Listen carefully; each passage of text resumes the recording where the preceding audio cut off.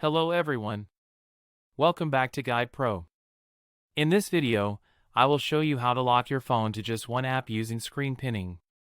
This is very useful when you give your phone to someone and don't want them to open anything else.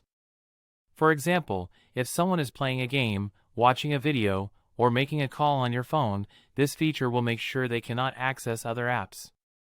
So let's get started. First, open Settings on your phone.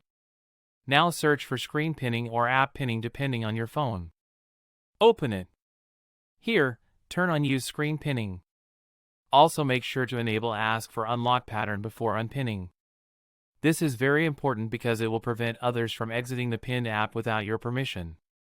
Now go back to your home screen. Swipe up to open your recent apps. Here, find the app you want to pin. Tap on the small menu or icon above the app. Now select Pin. Once you do this, only that app will be accessible. The user will not be able to open any other app on your phone.